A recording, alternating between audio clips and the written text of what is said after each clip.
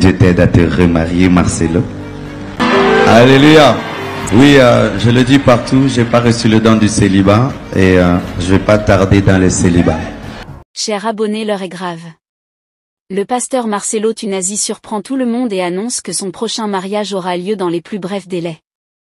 Je vous laisse écouter et on revient après pour la conclusion.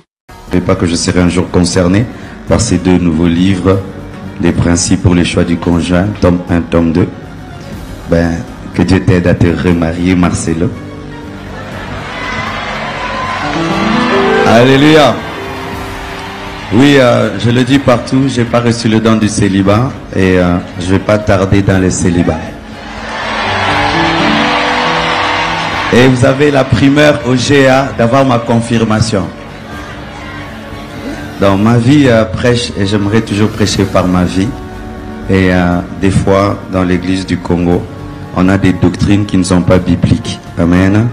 Que Soko Lingagi Motifo, ça a 5 ans. Alléluia. Nous allons chanter pour la gloire du Seigneur. Chers abonnés, cette affaire a choqué plusieurs internautes sur la toile. Et beaucoup disent qu'il est très tôt pour le pasteur Marcelo Tunasi de penser déjà à un mariage.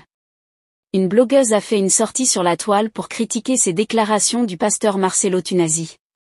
Voici l'extrait de cette vidéo. J'ai écouté aujourd'hui une vidéo du pasteur Marcelo Tunasi qui disait qu'il n'avait pas reçu le don du célibat et tout, et qu'il confirmait qu'il allait se marier.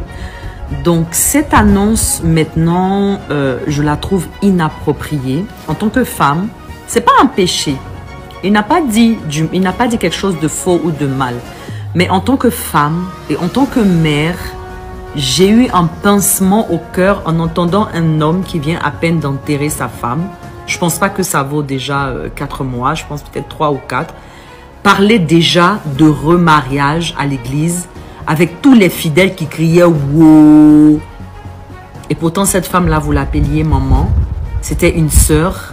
J'ai pas trouvé ça approprié de parler de remariage maintenant.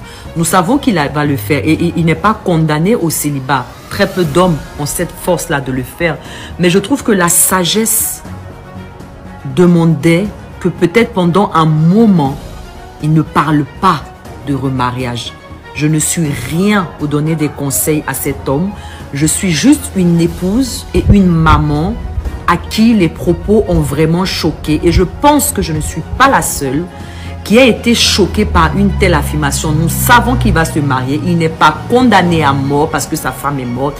Mais il y a une base de respect pour toutes ces années que cette femme t'a donné et ces enfants qu'elle t'a donné.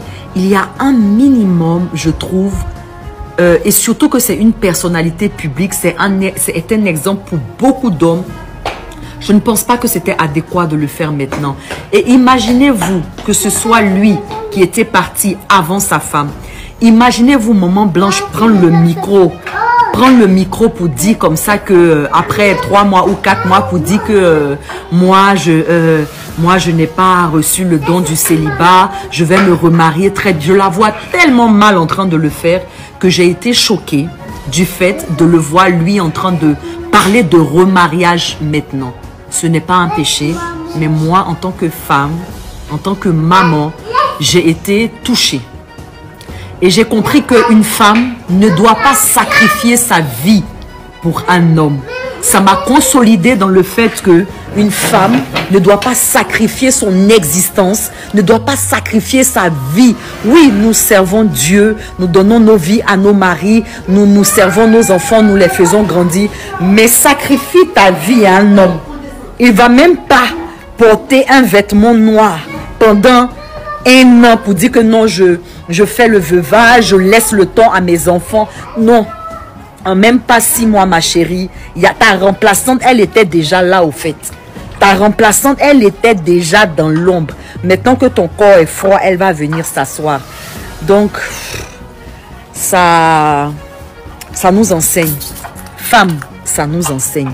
Ok, vivons pour notre foyer, vivons pour nos enfants, vivons pour nos époux. Mais n'oublions pas notre propre destinée. N'oublions pas notre propre parcours.